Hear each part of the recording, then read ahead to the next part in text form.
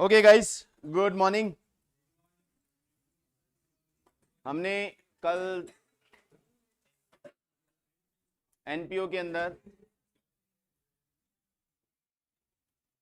Consumption तक बात कर लिया था।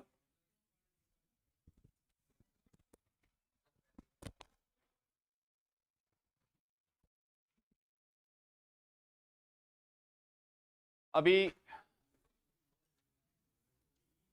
नेक्स्ट पॉइंट पे बात करते हैं, एग्जाम्पल के साथ लेता हूं मैं उसको, प्रैक्टिकल एग्जाम्पल के साथ। अब बात कर रहे हैं एक्सपेंसेस की।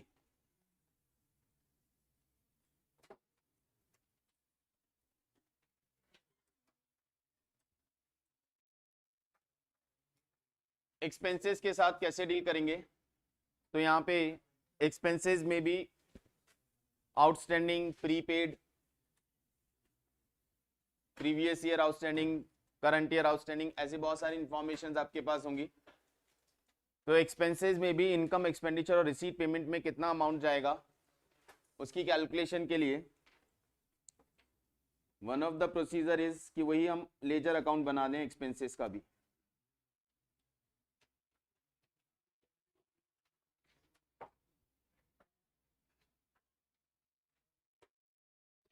एक्सपेंसेस के लेजर अकाउंट में हम बात करेंगे, तो एक्सपेंसेस में यदि आउटस्टैंडिंग एक्सपेंसेस हैं तो हमारी लाइबिलिटी होती है by outstanding beginning of the year and to prepaid at the beginning of the year.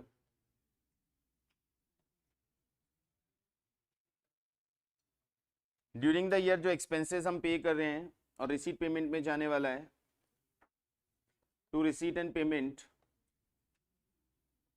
Payment during the year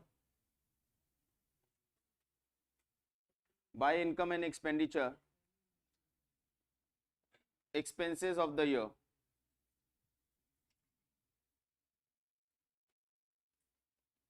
by prepaid at the end and to outstanding at the end.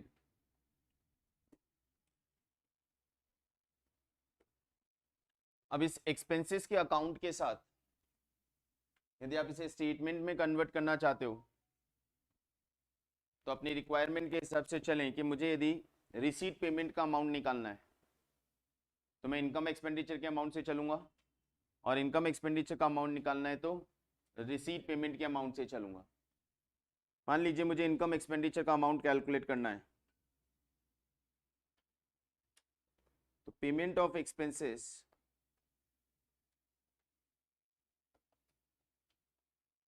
During the year, हम receipt and payment से चल रहे हैं, वहां add करेंगे outstanding at the and,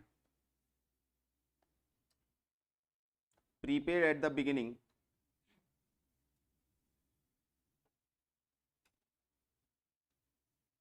यानी prepaid of the previous year,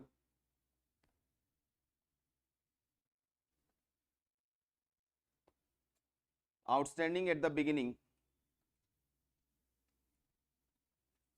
यानी previous year का आउटस्टैंडिंग, और लेस करेंगे prepaid of the current year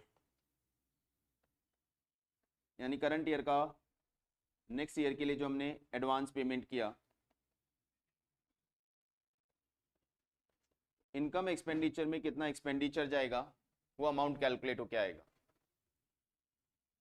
लेकिन फॉर्मेट या स्टेटमेंट के थ्रू यदि आप जा रहे हो तो थोड़ा सा कॉशियस रहना पड़ेगा। इनकम एक्सपेंडिचर का अमाउंट निकालने के लिए पेमेंट में outstanding at the and add होता है और बिगिनिंग लेस होता है, लेकिन यहीं पे रिसीट एंड पेमेंट का अमाउंट निकालना है, इनकम एक्सपेंडिचर से जा रहे हैं, तो ये सारी कैलकुलेशंस रिवर्स हो जाएंगी। तो बेटर तरीका कि क्या ऐड होगा क्या लेस होगा उसे याद करें, उससे बेटर आप लेजर ध्यान रखें, क्योंकि ऐड लेस में कंफ्यूजन हो सकता है कि किस वक्त किसे प्लस करना है किसे माइनस करना, और ये मैंने नॉर्मली ऑब्जर्व किया कि मिस्टेक हो ही जाती है।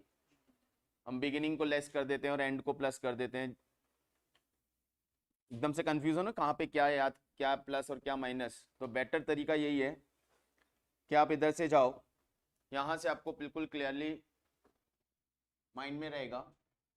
ये अमाउंट कैलकुलेट करना है तो इसका एडिशन और ये दो माइनस, ये अमाउंट कैलकुलेट करना है तो इसका एडिशन और ये दो माइनस। तो ये पिक्चर यदि लेजर के दिमाग में प्रिंट रहेगी तो आपको क्या कैलकुलेट करना है और क्या प्लस माइनस करना है वो बहुत इजीली याद रहेगा।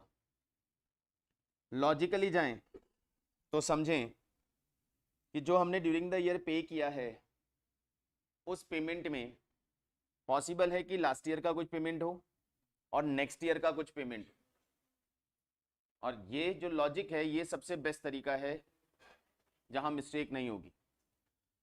ड्यूरिंग द ईयर जितना भी पेमेंट हुआ है इट इज नॉट नेसेसरी कि वो पेमेंट करंट ईयर के लिए हुआ है, उसमें कुछ पेमेंट प्रीवियस ईयर का भी हो सकता है और कुछ पेमेंट नेक्स्ट ईयर का भी। तो जो भी प्रीवियस ईयर का पेंडिंग पेमेंट है वो भी माइनस कर दो, जो नेक्स्ट ईयर का पेमेंट आपका पेमेंट एडवांस पेमेंट वो भी माइनस कर दो।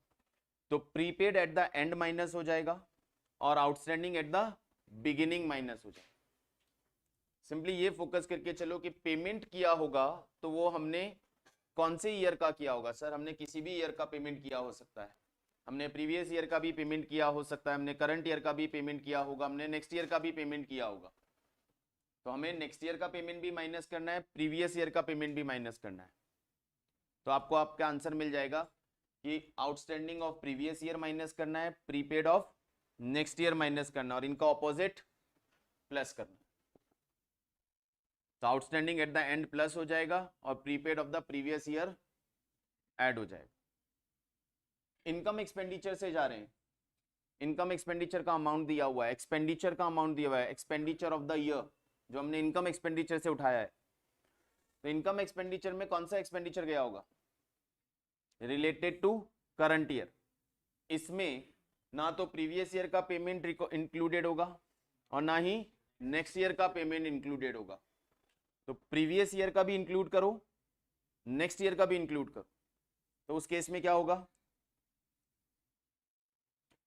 इनकम एक्सपेंडिचर में जो अमाउंट था उसमें प्रीवियस ईयर का भी इंक्लूड करो, मतलब आउटस्टैंडिंग एट द बिगिनिंग वाला ऐड करो, नेक्स्ट ईयर का भी ऐड करो। तो नेक्स्ट ईयर का मतलब हो गया prepaid at the and add करो।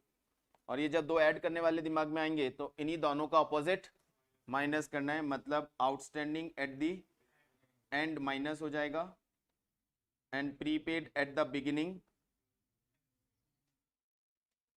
माइनस हो जाएगा। ये दो माइनस हो गए, ये दो प्लस हो गए। तो इस तरह से यदि आप ध्यान रखेंगे तो ये गलती नहीं होगी, क्योंकि ज्यादा मिस्टेक के चांसेस इसी पर्टिकुलर एरिया में रहते हैं।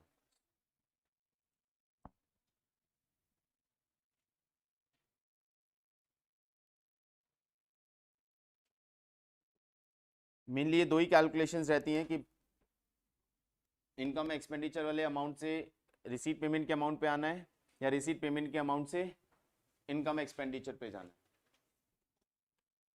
जब ये कैलकुलेशंस हो जाएंगे तो डबल एंट्री कौन सा चीज कहाँ पे जाएगा, ऑलवेज जैसे ही वर्किंग नोट बनाएं इमीडिएटली सभी अमाउंट की डबल एंट्री पोस्ट करते चलें, वरना फॉर श्योर कुछ ना कुछ स्किप रहेगा।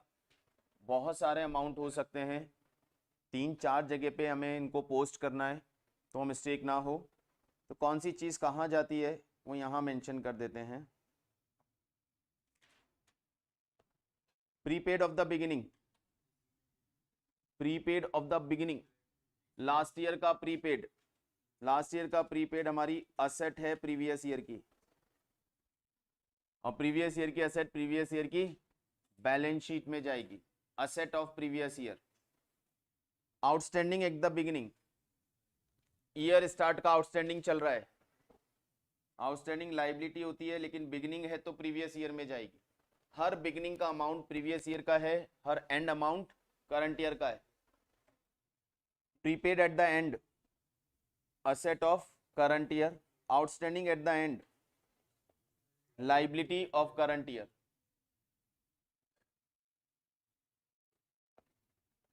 Payment side, expenditure side.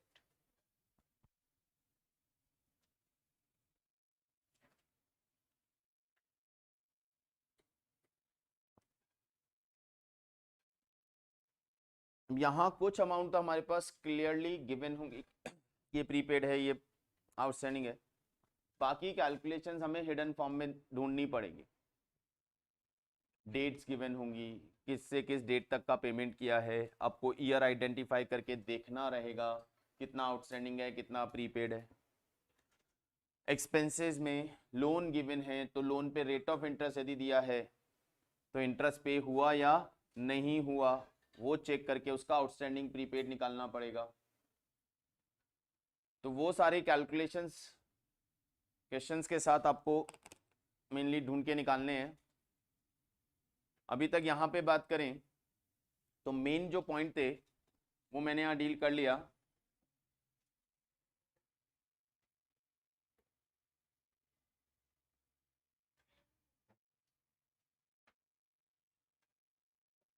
Main जो पॉइंट थे वो हमने यहाँ पे डील किए।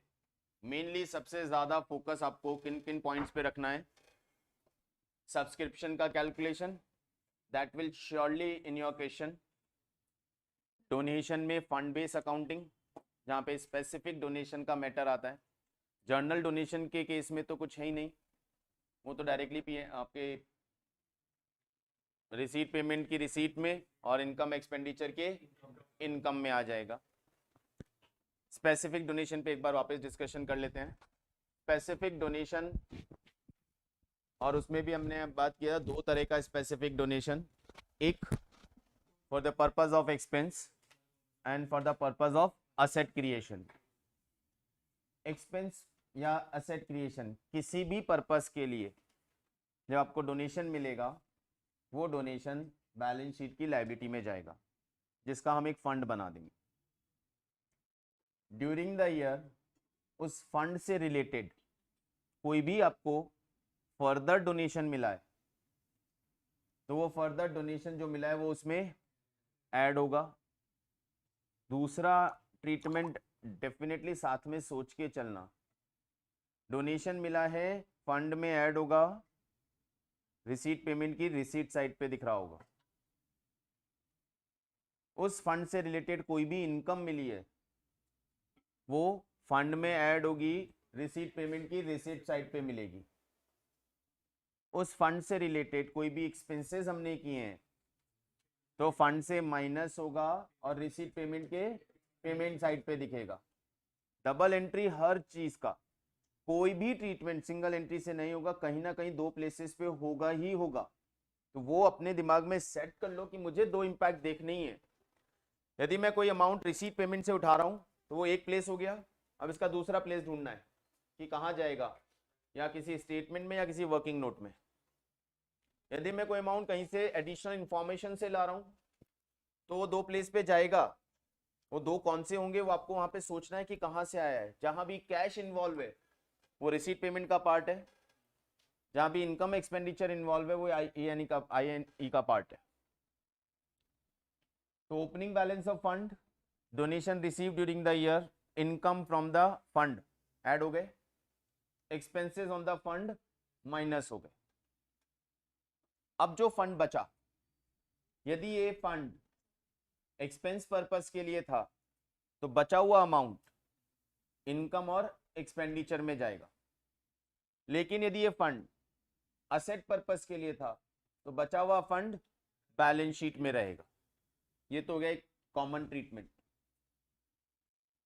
असेट के केस में एक एंट्री एक्स्ट्रा हो कि जितना भी फंड अमाउंट आपने एक्सपेंड किया है पर्पस के लिए वो अमाउंट कैपिटल में ऐड होगा और उतनी अमाउंट की एक असेट क्रिएट होगी बैलेंस शीट साइड पे।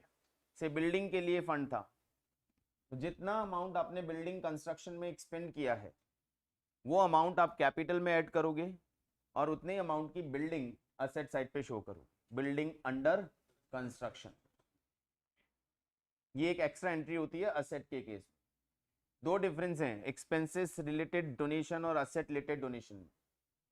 बचा हुआ अमाउंट एक्सपेंस रिलेटेड डोनेशन के केस में इनकम एक्सपेंडिचर में जाता है और असेट रिलेटेड डोनेशन के केस में बैलेंस शीट में रहता है। दूसरा डिफरेंस, असेट रिलेटेड डोनेशन में एक एक्स्ट्रा एंट्री कैपिटल में ऐड करना है और असेट साइड पे असेट क्रिएट करनी है। जो भी नाम उसका दिया। Subscription, donation. थर्ड आपका ट्रीटमेंट रहेगा एंट्रेंस फीस का, तो उसमें क्लैरिटी रहेगी आपके पास क्वेश्चन में कि उसे कैपिटलाइज करना है या इनकम एक्सपेंडिचर में दिखाना है। यदि क्वेश्चन साइलेंट है तो हम इनकम एक्सपेंडिचर मान लें।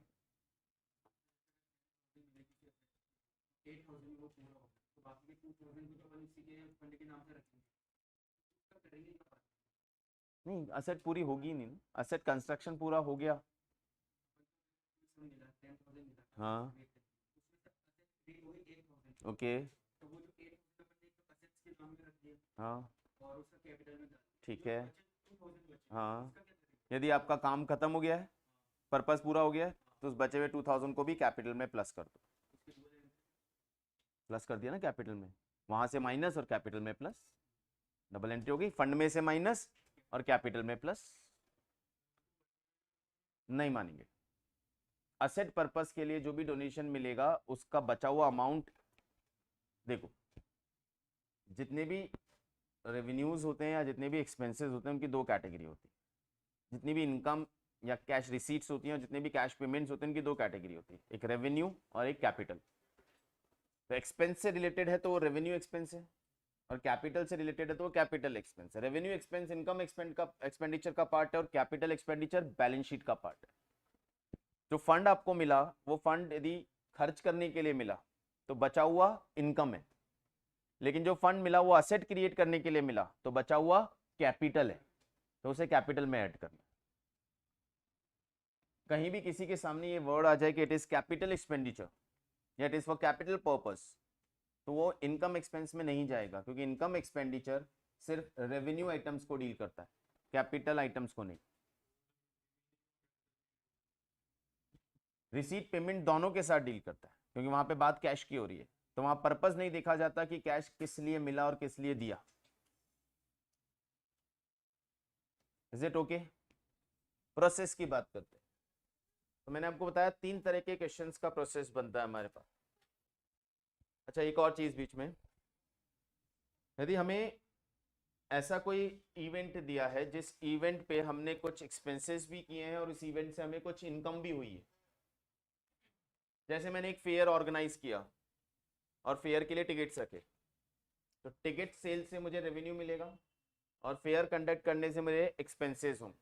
हम इन दोनों को नेट कर देंगे, income from fair less expenses on fair.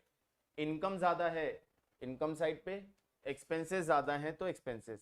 हम दोनों तरफ नहीं दिखाएंगे कि इतनी इनकम और इतना एक्सपेंस।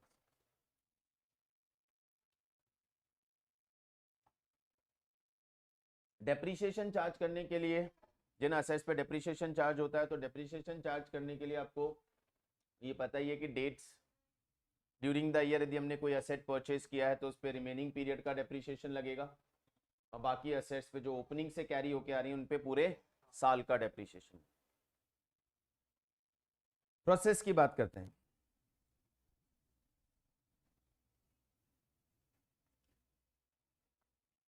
मेन प्रॉब्लम प्रोसेस के साथ है। पहला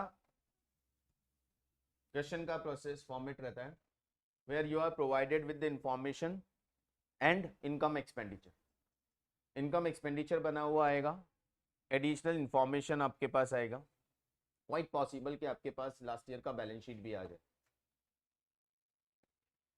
लास्ट ईयर की बैलेंस शीट नहीं है, रिसीट पेमेंट और सारी एडिशनल इंफॉर्मेशन है अबाउट असेट्स एंड लायबिलिटीज और ट्रांजैक्शन ड्यूरिंग द ईयर। आप 3 चीजें बनाएंगे, इनकम एक्सपेंडिचर और बैलेंस शीट पूछा जाएगा करंट ईयर का। वर्किंग नोट में आप बैलेंस शीट बनाएंगे प्रीवियस ईयर की, उस प्रीवियस ईयर की बैलेंस शीट से बैलेंसिंग फिगर, वहां सारी असेट्स लायबिलिटीज रिकॉर्ड हो जाएंगी और उनके बैलेंसिंग फिगर से मिलेगा आपको कैपिटल फंड, कैपिटल मिसिंग होगी। तो प्रीवियस ईयर की बैलेंस शीट बनाने का पर्पस यही होगा कि हमें वहां से कैपिटल निकालनी है, फिर उस कैपिटल को लेके आएंगे हम करंट ईयर की बैलेंस शीट में, जहां उसमें सरप्लस या जो डेफिशिएट है उसे प्लस माइनस करें। क्वेश्चन सॉल्व करते वक्त कुछ चीजों को ध्यान रखिएगा कि यदि कोई असेट है, प्रीवियस ईयर की असेट्स गिवन है, तो वो असेट्स यदि ड्यूरिंग द ईयर सेल नहीं हुई है तो वो asset as it is current year की बैलेंस शीट में भी आएगी। बिल्डिंग, फर्नीचर, मशीन, बुक्स, ये सब करंट ईयर के एसेट्स में भी आएंगी, सब्जेक्ट टू कि वो ड्यूरिंग द ईयर सेल ना हो गई हो। सर सेल हो गई तो पता कैसे चलेगा? यदि आपके पास रिसीट पेमेंट आया है और यदि वो असेट सेल हुई है तो रिसिप्ट साइड पे उस असेट का सेल का रेवेन्यू, सेल का जो अमाउंट आया होगा वो दिखेगा।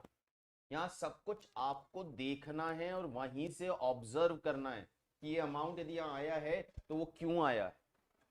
रिसीट पेमेंट के रिसीट साइड पे लिखा है फर्नीचर,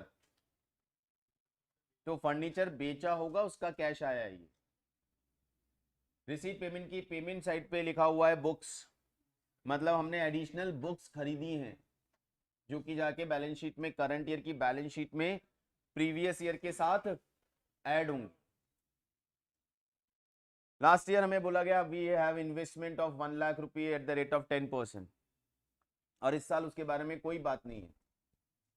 तो आपको ये सोचना है अपने आप कि वो इन्वेस्टमेंट यदि लास्ट ईयर थे और ड्यूरिंग द ईयर उसकी कोई इंफॉर्मेशन नहीं है तो सेम इन्वेस्टमेंट करंट ईयर में भी कैरी ऑन होंगे असेट साइड पे, और ड्यूरिंग द ईयर उन इन्वेस्टमेंट पे 10% से इंटरेस्ट भी मिलना चाहिए।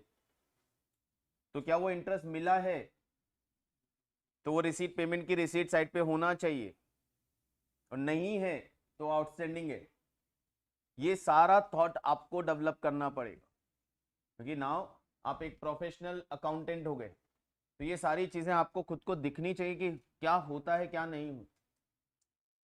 आपके पास इन्वेस्टमेंट है तो इंटरेस्ट मिला होगा, लास्ट ईयर लोन था, ड्यूरिंग द ईयर कोई ट्रांजेक्शन नहीं तो वो लोन कैरी होगा, और यदि लोन था तो उस पर ड्यूरिंग द ईयर इंटरेस्ट भी तो दिया होगा। तो पेमेंट साइड पे इंटरेस्ट चेक करो, पे किया या नहीं किया। किया है, लिखा है, तो जितना लिखा है उतना तो पे किया है, लेकिन क्या उतना ही था?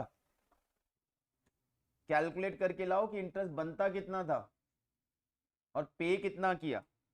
कम पे किया है तो बचा हुआ आउटस्टैंडिंग है, क्योंकि इनकम एक्सपेंडिचर में तो पूरा इंटरेस्ट जाएगा जितना बनता है। अक्रूवल बेसिस पे बनेगा इनकम एक्सपेंडिचर, ये अपने आप को बार बार याद दिलाते रहिएगा। इंटरेस्ट पेड लिखा है, उठा के इनकम एक्सपेंडिचर में डाल दिया, नहीं, चेक करो कि जो इंटरेस्ट पे किया है किस पे किया है, और जिस पे किया उस पे उतना ही इंटरेस्ट बनता था या ज्यादा। उसके लिए इंफॉर्मेशन होंगी जहां से कैलकुलेट करेंगे, क्योंकि इनकम एक्सपेंडिचर में तो पूरा इंटरेस्ट आएगा, और यदि पेमेंट कम किया हुआ है तो बाकी बचा हुआ आउटस्टैंडिंग, और वो आउटस्टैंडिंग कहाँ जाएगा? लाइबिलिटी में, डबल एंट्री। ये सारी चीजें आपको क्वेश्चन करते हुए प्रैक्टिस से ही डेवलप होंगी। ये सब मैं पॉइंट नोट नहीं करवा सकता, आपको करते हुए समझना पड़े। यस, बार बार बोल रहा था, अभी भी बोल रहा हूँ, थोड़ा सा कॉम्प्लिकेटेड है क्योंकि बहुत सारी चीजें सोचनी है एट अ टाइम, तो थोड़ा ध्यान से करेंगे। क्वेश्चंस पे आते हैं, पहले कुछ क्वेश्चंस यहाँ से देखते हैं।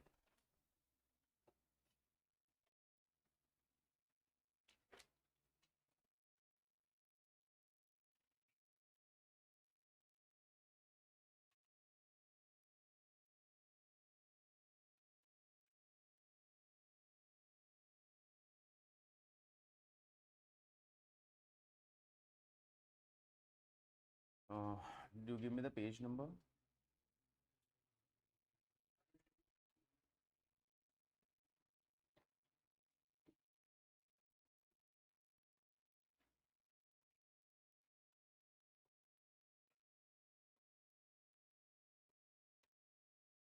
Question number 1,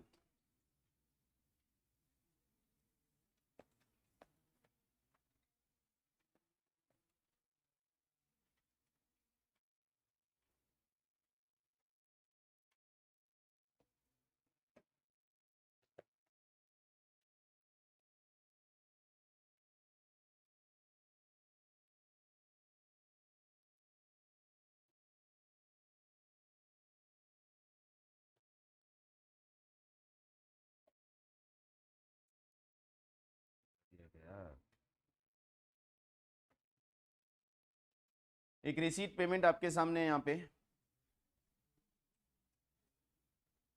of Apollo club in respect of the year March 31, जिसमें बहुत सारी इंफॉर्मेशन हैं। पहले एडिशनल इंफॉर्मेशन रीड कर लें और लास्ट में जाके देख लें बनाना क्या है। Income expenditure and balance sheet 31 March 18 को ड्रॉ करो। Income expenditure and balance sheet as on 31 March 18।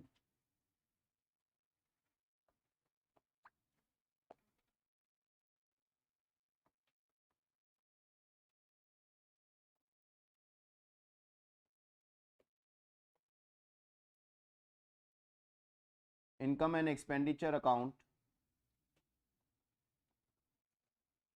For the year ended 31 March 18।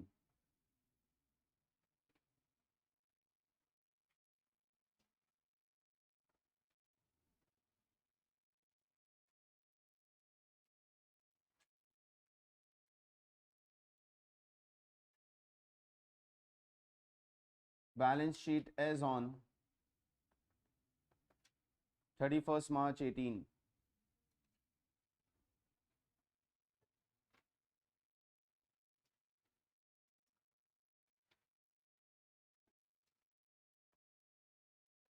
एक बैलेंस शीट बनाएंगे एज ऑन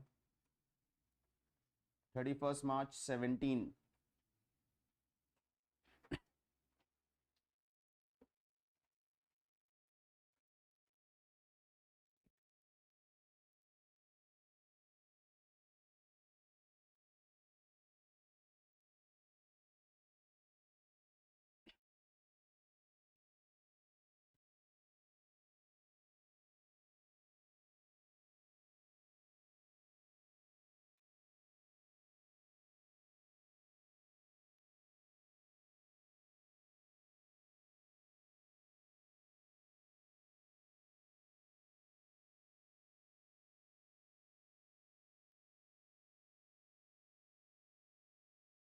बिल्कुल साथ साथ चलिएगा ताकि पता रहे कौन सी चीज़ कहाँ लिखने में। पता चला क्वेश्चन मैं कंप्लीट कर रहा हूँ और आप सबके आंसर्स मैच नहीं हो रहे, इसलिए साथ साथ चलें, एक एक चीज़ को डिस्कस करते हुए चलें। फर्स्ट क्वेश्चन है, आराम से करेंगे। क्वेश्चन स्टार्ट करते हैं। Format ready? Okay.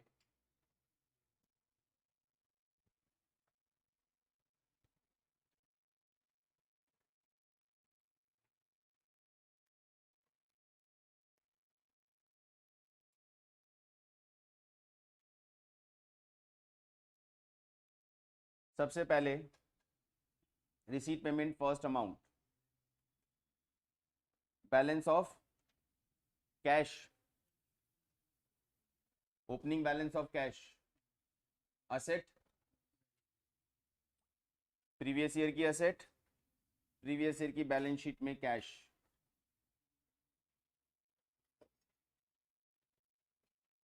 Previous year की बैलेंस शीट में कैश 2000।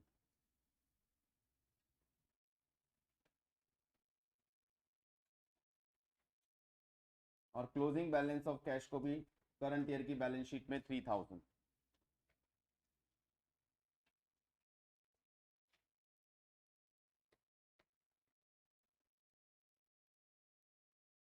प्रीवियस ईयर की बैलेंस शीट में कैश चला गया, करंट ईयर की बैलेंस शीट में कैश चला गया। Now start by one. Receipt side पहला आइटम है सब्सक्रिप्शन। वर्किंग नोट बना लीजिए, subscription account.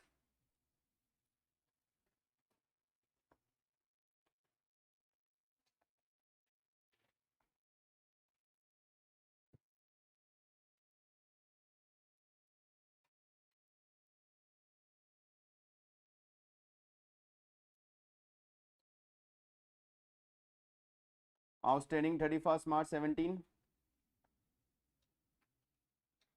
Advance on 31 March 17। Receipt and payment, income and expenditure, advance 31 March 18, outstanding as on 31 March 18।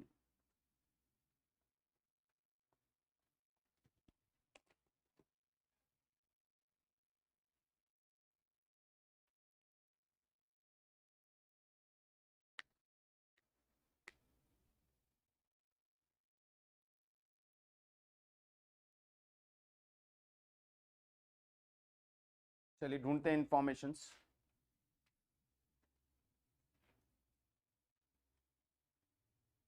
समझना ये सब्सक्रिप्शन का कैलकुलेशन यहाँ पे रिसीट पेमेंट के अंदर सब्सक्रिप्शन गिवन है टोटल 8,000 रुपीज। इसका मतलब टोटल रिसीट किस साल की है, किसकी है, किसकी नहीं है, उसका भी दिमाग नहीं लगाना है। पहले total receipt is of 8,000। Addition information में देखते हैं 500 members are there and each member will pay subscription of 10 rupees. कितनी इनकम आनी चाहिए? 5,000 की इनकम आनी चाहिए हमारे पास। दो अमाउंट मिल गए हमें, 8,000 rupees receipt payment, 500 member, every member will पे 10 रुपीज, यानी इनकम एक्सपेंडिचर का अमाउंट मिल गया 5,000 रुपीज।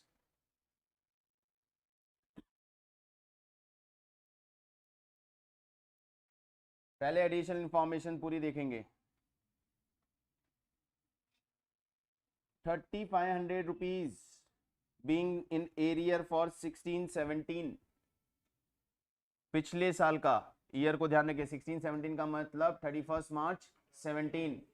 तो 31 मार्च 17 का एरियर यानी आउटस्टैंडिंग चल रहा है 3,500 rupees. Outstanding at the beginning 3,500 rupees. 31 March 17 का आउटस्टैंडिंग मिल गया 3,500 रुपीज।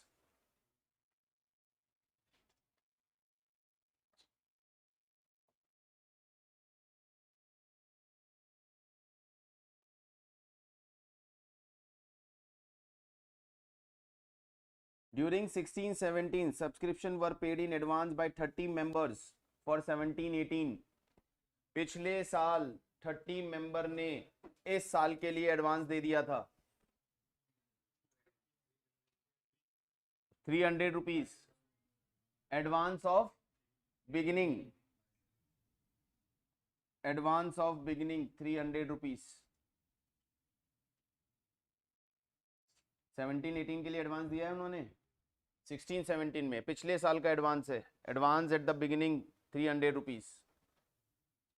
और इंफॉर्मेशन देखते हैं। एडिशनल इंफॉर्मेशन खत्म सब्सक्रिप्शन की। रिसीट पेमेंट में भी कुछ इंफॉर्मेशन है, इसको चेक करो। जो 8,000 रुपीज हमें ड्यूरिंग द ईयर मिले हैं, उनमें 3,000 रुपीज प्रीवियस ईयर के मिले हैं। प्रीवियस ईयर के बाकी कितने थे? 3,500 मिले कितने इस साल? मतलब उसमें से 500 अभी भी बाकी हैं। नेक्स्ट ईयर के लिए हमें 1,000 रुपीज मिले हैं। इस साल हमें रिसीप्ट में 18-19 का 1,000 रुपीज मिल गया। तो ये हमारे इस साल का advance, advance at the and 1,000 rupee, advance at the and 1,000 rupee.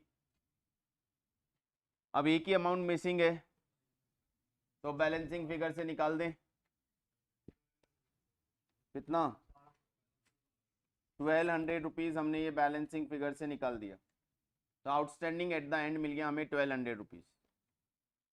But detail इतनी है हमारे पास कि हम इसको वेरीफाई कर सकते हैं। देखो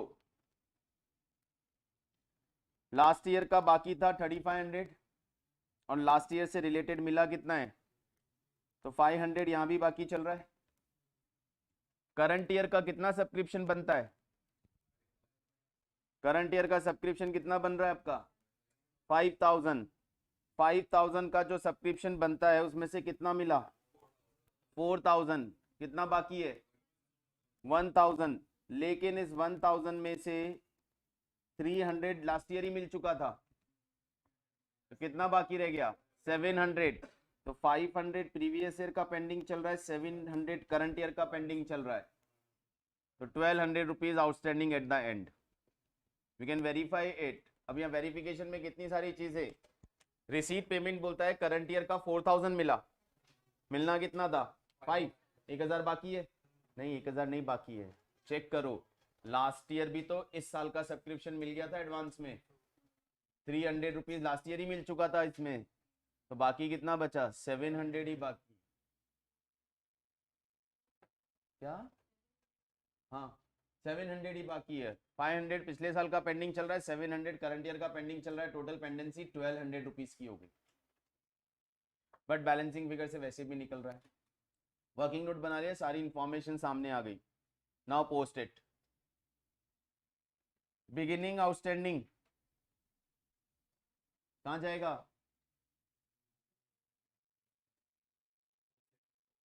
asset of previous year, outstanding subscription.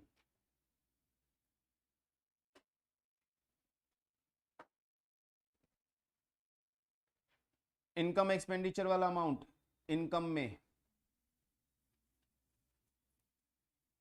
Bye subscription.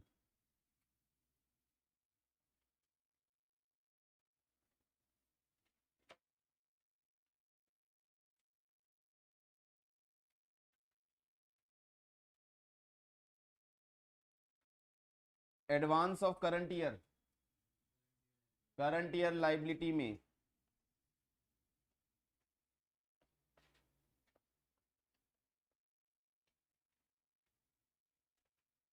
Advance of current year liability में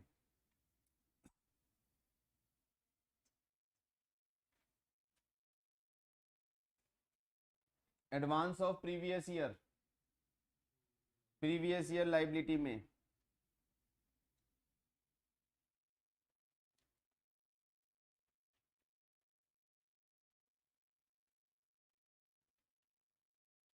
रिसीट पेमेंट का अमाउंट तो रिसीट पेमेंट से आ ही गया। आउटस्टैंडिंग ऑफ करंट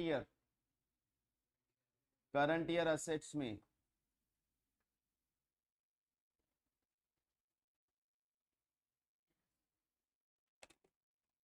ये लेजर के सारे अमाउंट पोस्ट हो गए डबल एंट्री के साथ, यानी सब्सक्रिप्शन का सारा काम कंप्लीट। इस तरह से साथ में पोस्ट करेंगे तो सारे अमाउंट प्रॉपर्ली जाएंगे। पहले वर्किंग नोट बनाया सारी इंफॉर्मेशन के साथ, और फिर उन अमाउंट को जहां सेकेंड एंट्री होनी चाहिए थी वहां उनकी सेकेंड एंट्री कर दी।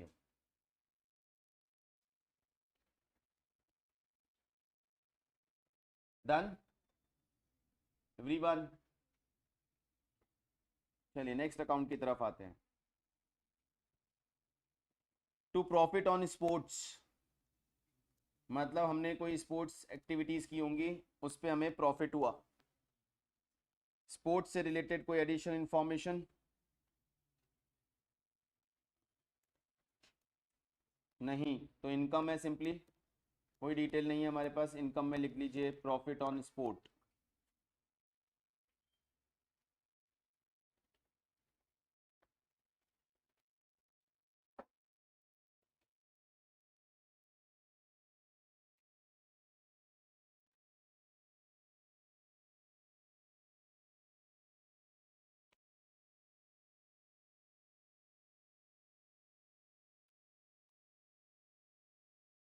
Next, interest on security. Securities पे इंटरेस्ट मिला, मतलब हमारे पास कोई सिक्योरिटीज हैं, मतलब हमारे पास सिक्योरिटीज की कोई असेट है। पहले कंफर्म कर लो, ड्यूरिंग देयर तो नहीं खरीदी।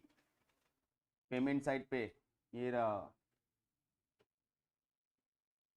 ड्यूरिंग द ईयर खरीदी है हमने सिक्योरिटीज, तभी पेमेंट साइड पे है 5000 की। चेक कर लो नीचे कोई पिछले साल से तो नहीं आ रही है सिक्योरिटीज। थी, पिछले साल भी थी, 10,000 की लास्ट ईयर भी थी securities, which were purchase at the date for 15,000। 10,000 की फेस वैल्यू की सिक्योरिटी हमने कितने में खरीदी है? 15,000 में। तो 15,000 तो कॉस्ट है और फेस वैल्यू 10,000। इंटरेस्ट की कैलकुलेशन हमेशा फेस वैल्यू पे होती है, कॉस्ट पे नहीं। एडिशनल सिक्योरिटी कितने की है? 5,000, जो कि हमने खरीदी है 31 मार्च को। ये 5,000 भी क्या है? Face value. तो ये एडिशनल सिक्योरिटी खरीदी कितने में? जो पेमेंट साइड पे लिखा होगा उतने में खरीदी। ये हमने 5,000 में ही खरीदी। अब सिक्योरिटी पे बहुत कुछ है हमारे पास। सबसे पहले प्रीवियस ईयर से सिक्योरिटीज आ रही हैं, असेट्स होती हैं सिक्योरिटीज। प्रीवियस ईयर की असेट्स में 12% सिक्योरिटीज,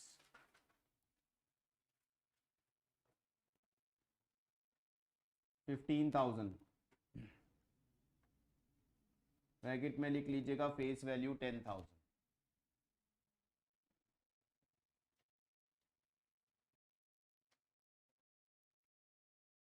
कॉस्ट नहीं है 10, फेस वैल्यू 10 है भाई, कॉस्ट 50 नहीं है ना। अब जो प्रीवियस ईयर की सिक्योरिटी थी वो करंट ईयर में भी कैरी हुई है, बल्कि करंट ईयर में हमने और खरीद ली है, तो करंट ईयर की बैलेंस शीट में आ जाओ। अरे मैंने करंट ईयर में लिख दिया क्या, एक minute.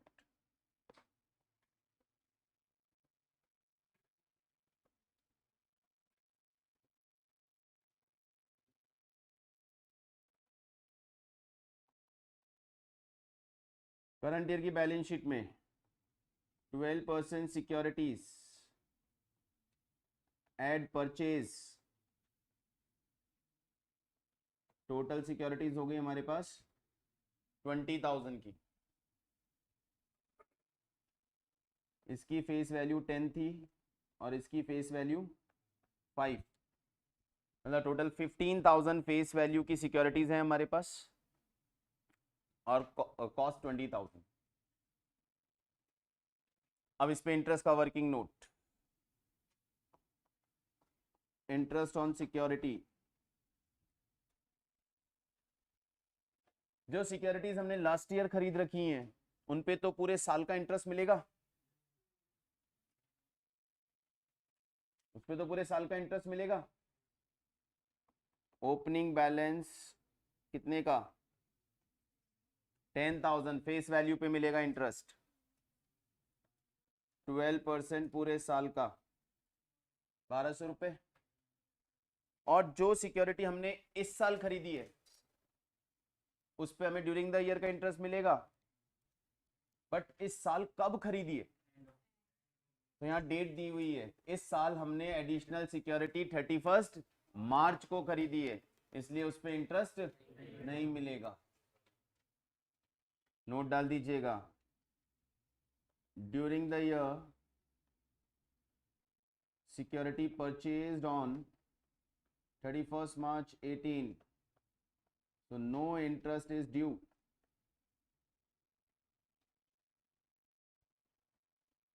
During the year security हमने 31 March 18 को खरीदी है, इसलिए कोई इंटरेस्ट ड्यू नहीं होगा।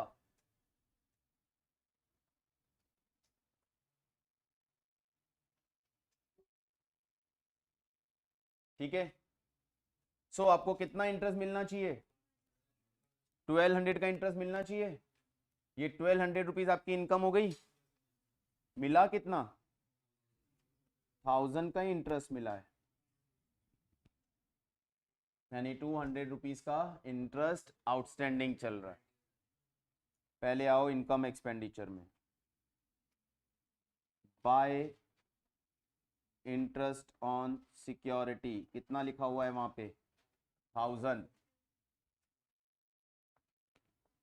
Plus outstanding at the and 200, total interest हो गया 1200 रुपीज।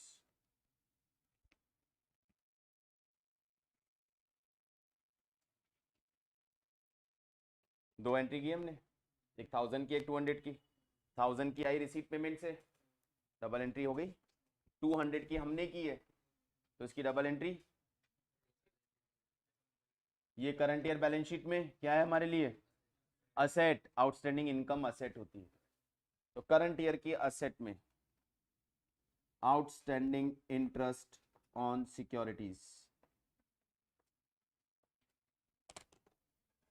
करंट ईयर की asset outstanding interest on securities, don't forget it.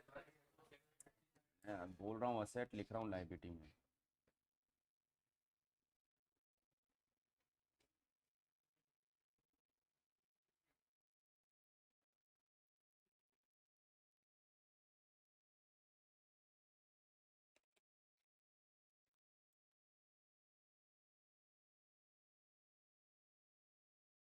ठीक है, ये पूरा डिपेंड हो गया, जैसी कोई एक टर्म आती है उसकी पूरी एडिशन इंफॉर्मेशन एक्स्ट्रा जहां सब कुछ डील कर दो एक ही साथ। तो ये सारी बात सिक्योरिटीज की खत्म। चलिए, कोई डाउट सिक्योरिटीज वाले इस पूरे पॉइंट में? Okay, next one. तो हमारी रिसीप्ट साइड खत्म। ऑन द पेमेंट साइड सबसे पहले salaries is expenses, additional information,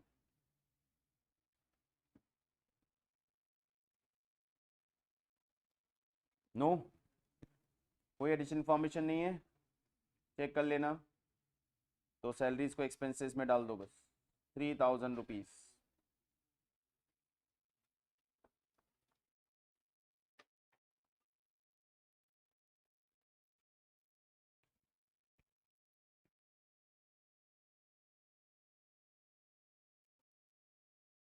अभी ना बेटा,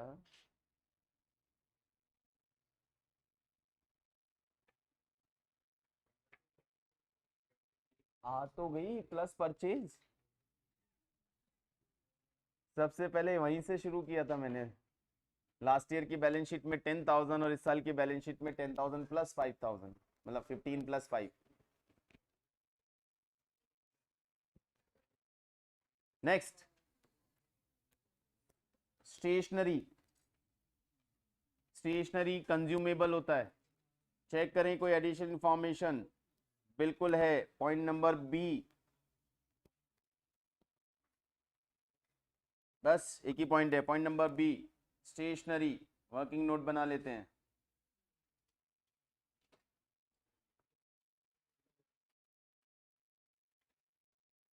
consumable, opening stock of stationery given था, पूरा स्टेटमेंट देखें।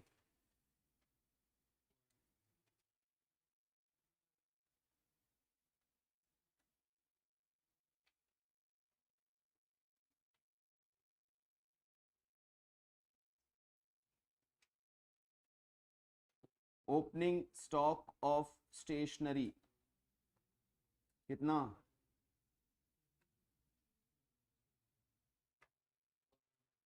स्टेशनरी का 31 मार्च 17 का 400, 18 का 500, और during the year payment side पे दिया है। ये पेमेंट साइड पे जो स्टेशनरी लिखा है क्या है? परचेज। परफेक्ट। तो opening stock 400 plus purchases of stationery 1000 less closing stock of stationery 800,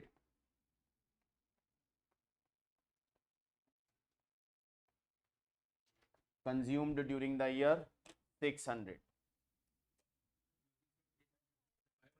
500 ही है क्या?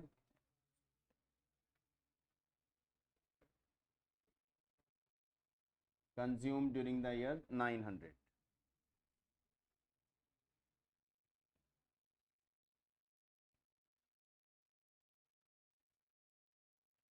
वर्किंग नोट बन गया, पोस्ट करें। ओपनिंग स्टेशनरी का स्टॉक असेट, स्टेशनरी का स्टॉक असेट, ओपनिंग है तो previous year.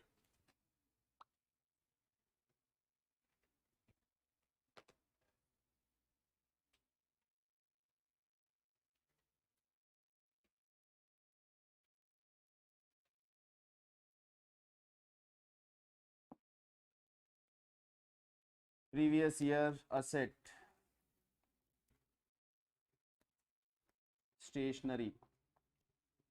Purchase receipt payment में ऑलरेडी है, वहीं से आई थी। क्लोजिंग स्टॉक करंट ईयर में। कंजम्पशन एक्सपेंस में।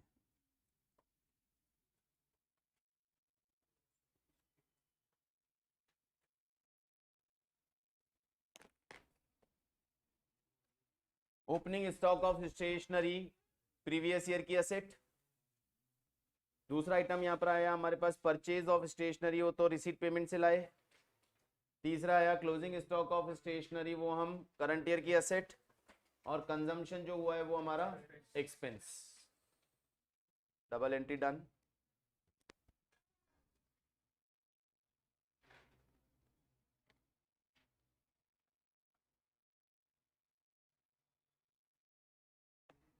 Next, rates and taxes.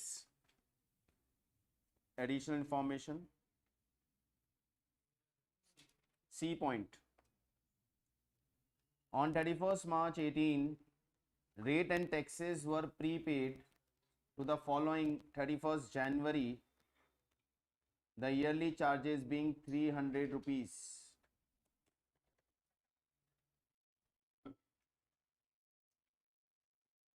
March 18 को हमने रेट एंड टैक्सेस फॉलोइंग जनवरी तक के लिए पे कर रखे हैं 300 रुपीज एनुअल चार्जेस होते हैं.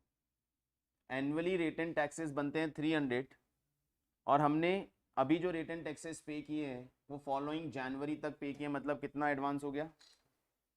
31 जनवरी तक का पे किया है. 10 मंथ का एडवांस पे किया हुआ है. 10 मंथ का एडवांस हो गया. 31 मार्च को फॉलोइंग जनवरी तक का पे करना, तो नेक्स्ट जनवरी 31 जनवरी तक का पे किया हुआ है. कितने महीने हो गए? 31 मार्च से 31 जनवरी, 10 महीने. 10 महीने का एडवांस पेमेंट है. ठीक है, कितना पेमेंट किया? 300 ही पेमेंट किया. तो एनुअल पेमेंट ही किया होगा 300 और 300 ही एनुअल बनता है. 300 एनुअल बनता है. हमने पूरे नेक्स्ट जनवरी तक का पेमेंट किया हुआ है. 10 महीने का एडवांस और 2 महीने का इस साल का. इस साल के बाकी 10 महीने का पेमेंट कब किया होगा हमने? पिछले साल. इस साल के 31 मार्च को आपने एक साल का टैक्स पे किया, बट वो एक साल खत्म हो रहा है अगली जनवरी को. यानी 2 महीने तो इस साल के हैं और 10 महीने पिछले साल के, अगले साल के लिए. तो इस साल के 10 महीने का टैक्स कहां गया? इट्स ऑब्वियस कि इस साल के 10 महीने का टैक्स हमने लास्ट मार्च में पे किया होगा. तो 10 महीने का अमाउंट निकालो. 300 में से 10 मंथ का अमाउंट निकालो. 250 रुपीज. तो 250 रुपीज ईयर एंड पे प्रीपेड है और 250 रुपीज ईयर स्टार्ट में भी प्रीपेड था. पिछले साल भी तो जब टैक्स पे किया होगा तब 10 मंथ का एडवांस चल रहा होगा, क्योंकि ये तो एनुअल चार्जेस हैं, हर साल देने होते हैं. तो सिर्फ ये करके नहीं छोड़ सकते कि 300 रुपए में से 10 महीने का एडवांस 250 प्रीपेड हटा दो और 50 रुपीज चार्जेस डाल दो. चार्जेस 50 रुपीज नहीं है. क्वेश्चन बोल रहा है एनुअल चार्जेस 300 हैं. तो एनुअल चार्जेस यदि टैक्स के 300 है तो इस साल भी टैक्स के 300 ही तो आने चाहिए एनुअल चार्जेस. 50 से कैसे कम चलेगा?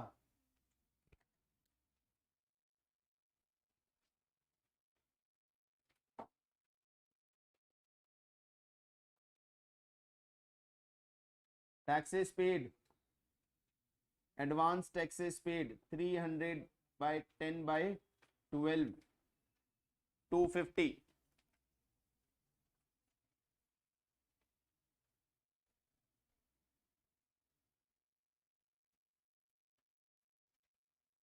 अब इनकम एक्सपेंडिचर में कैसे दिखाएंगे? आइए इधर देखिएगा. To rates and taxes 300 add prepaid beginning less prepaid at the end 300. Sir जब 300 ही आना है तो ये क्यों शो कर रहे हैं?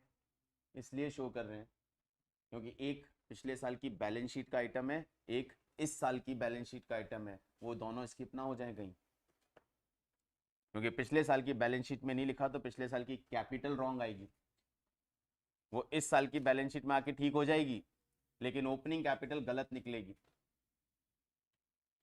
अब यहाँ पे 3 आइटम आए. एक रिसीट पेमेंट से आया, एक प्रीवियस ईयर का prepaid expense asset, previous year की असेट में प्रीपेड टैक्स, प्रीवियस ईयर की असेट में प्रीपेड टैक्स और करंट ईयर की असेट में भी प्रीपेड टैक्स।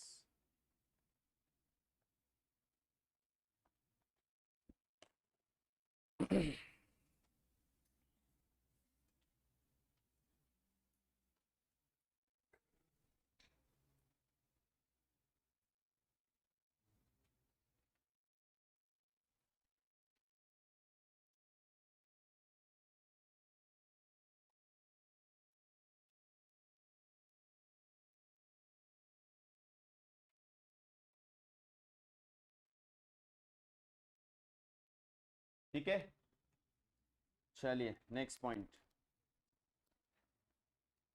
टेलीफोन चार्जेस कुछ है। Point D, a quarter charges of telephone is outstanding and the amount accrued being 300, the charges of each quarter is same for both 16-17 and 17-18. A quarter charges of telephone charges is outstanding, मतलब telephone charges का एक quarter का charges अभी तक हमने पे, और वो अमाउंट कितना है 300 रुपये हमने पे नहीं किए। फिर इसने बोला हर क्वार्टर में चार्जेस सेम होते हैं, हम पूरे साल भर के 1200 पे होने चाहिए। इस साल हमने 300 रुपये पे नहीं किए, तो कितने पे किए होंगे 900। चेक करें, ये तो 1500 पे दिखा रहा। एडवांस कैसे हो सकता है, तो आउटस्टैंडिंग बता रहा है इस साल का, तो एक क्वार्टर का आउटस्टैंडिंग बता रहा है, मतलब पिछले साल बाकी रहे होंगे जो हमने इस साल पे किए होंगे। तो पिछले साल के कितने बाकी रहे जो हमने इस साल पे किए, 600 लास्ट ईयर के पेंडिंग थे जो हमने इस साल पे किए, और इस साल के 300 रुपए अभी भी पेंडिंग हैं। ये सोचना है इतना। जब यहां इसने बोल दिया कि क्वार्टरली टेलीफोन चार्जेस 300 रुपए होते हैं और हर क्वार्टर में वो सेम थे 16 में भी और 18 में भी, तो इस साल 4 क्वार्टर में मतलब 300 रुपए एक क्वार्टर के, तो 4 क्वार्टर के हो गए 1200, और बोल रहा है एक क्वार्टर का पे नहीं किया, तो कितना पेमेंट किया होगा 900। लेकिन पेमेंट में जाके देख रहे हैं तो वहां पे पेमेंट दिख रहा है 1500, तो ये 600 रुपए किस चीज के पे कर दिए, तो ऑब्वियसली पिछले साल के पेंडिंग चल रहे होंगे, तो वो हमने इस साल पे किए। आओ इनकम एक्सपेंडिचर में, to telephone charges 1500 plus outstanding at the end 300 minus outstanding at the beginning 600, क्योंकि मुझे तो बाहर 1200 ही दिखाने हैं। नहीं दिखाना पड़ेगा, यहाँ नहीं दिखोगे ना तो बैलेंस शीट में भी लिखना भूल जाओ। जब यहाँ लिखा है तो अब पता चला 2 नई एंट्री लाया हूँ, मुझे डबल एंट्री करनी है, और या फिर वर्किंग नोट में दिखो। एक तो हमें चीज पता चल गया कि टेलीफोन चार्जेस हमारे लिए 1200 है, तो इनकम एक्सपेंडिचर में लिख दो सीधा 1200, नीचे वर्किंग नोट में फिर क्लैरिफाई करो 300 is outstanding at the and but the payment is 1500, that means 600 is outstanding at the beginning. बस वहां लिख के छोड़ चलेगा, क्लैरिटी देना जरूरी है।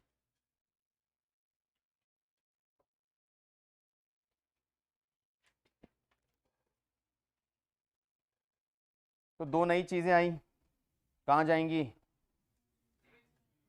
बैलेंस शीट, एक प्रीवियस ईयर और एक कहाँ पे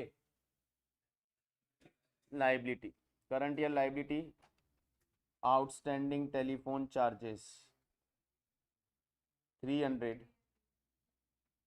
previous year liability outstanding telephone charges 600।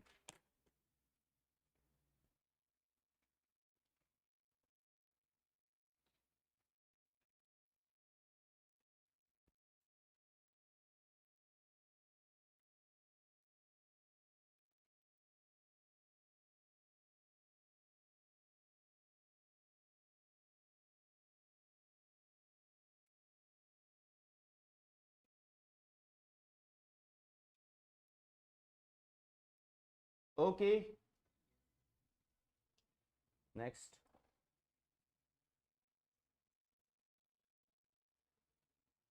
Securities की बात कर चुके हैं। सन्ड्री एक्सपेंसेस, कोई point E, sundry expenses accruing at March were 50 on March 1860, outstanding beginning, outstanding end दोनों दे रखा है सीधा सीधा।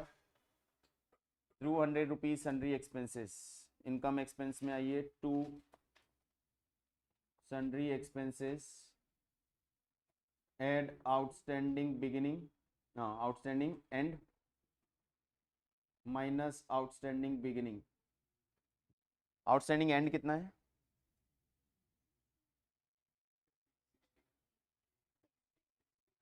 और बिगिनिंग 210।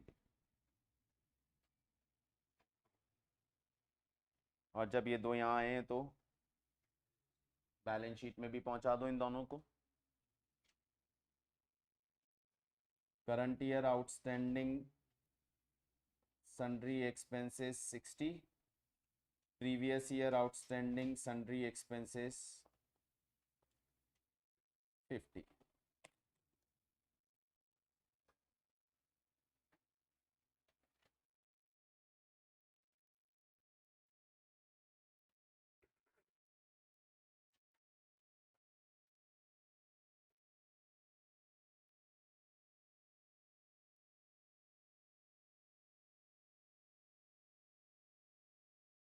नेक्स्ट,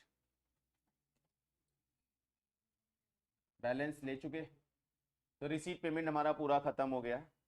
एडिशनल इंफॉर्मेशन में first done, B done, C done, D भी हो गया, ई भी हो गया। एफ 31 मार्च 17 को बिल्डिंग थी हमारे पास 30,000 की, तो 31 मार्च 17 पिछले साल की बैलेंस शीट में बिल्डिंग 31 मार्च 17 पिछले साल की बैलेंस शीट में बिल्डिंग 30। अब पिछले साल की 30 की बिल्डिंग थी, इस साल इसका कुछ हुआ नहीं है, देख लिया हमने, तो इस साल भी बैलेंस शीट में आएगी बिल्डिंग 30। और इस साल हमने इस पे लगाया है depreciation at the rate of 10%, तो 10% डेप्रीशिएशन लगा दो, लेस डेप्रीशिएशन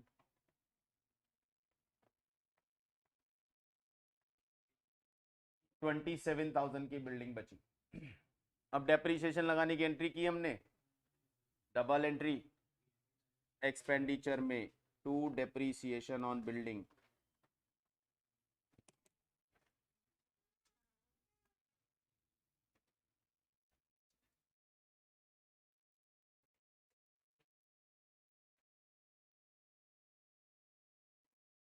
ठीक है,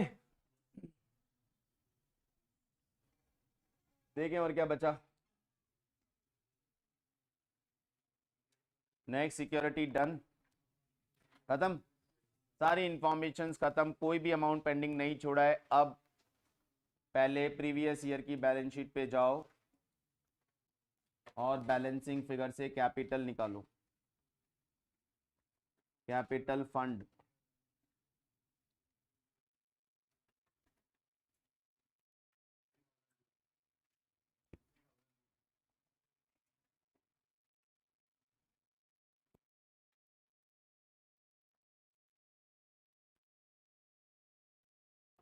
$50,200।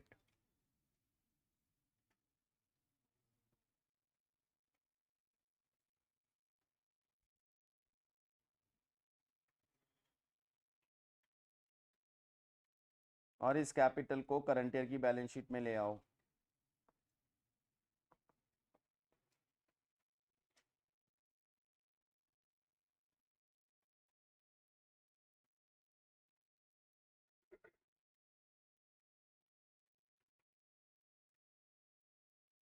करंट ईयर के इनकम एक्सपेंडिचर से सरप्लस डेफिसिट निकालो।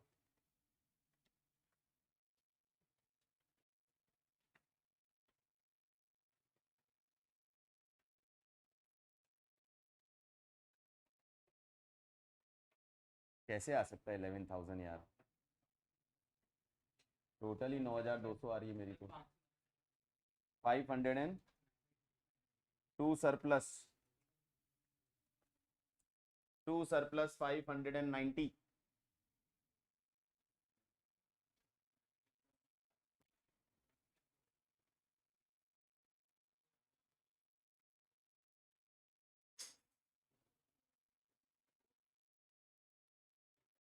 इस सरप्लस को ले जाओ और कैपिटल में ऐड कर दो।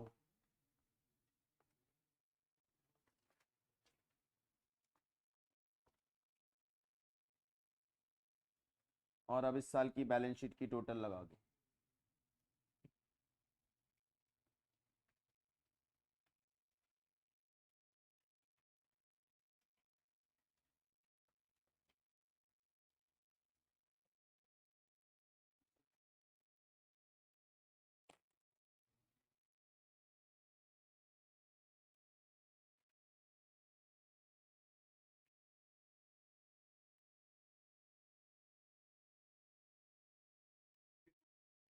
फाइव टू आ रहा है।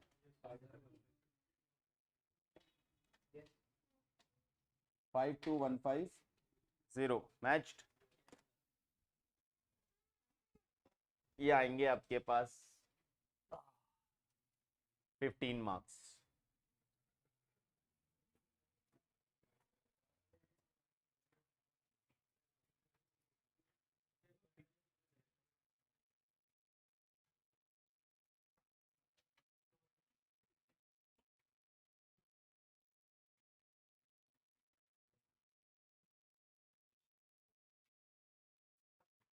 क्या हुआ?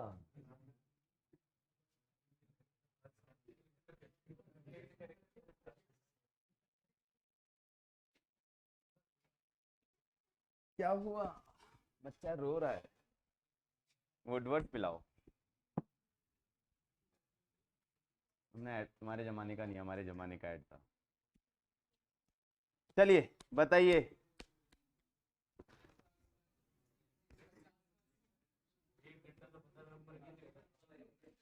एक घंटा कहाँ लगा बेटा? 45 मिनट लगे, वो भी जब मैं एक्सप्लेन करता हुआ बता रहा हूँ आपको।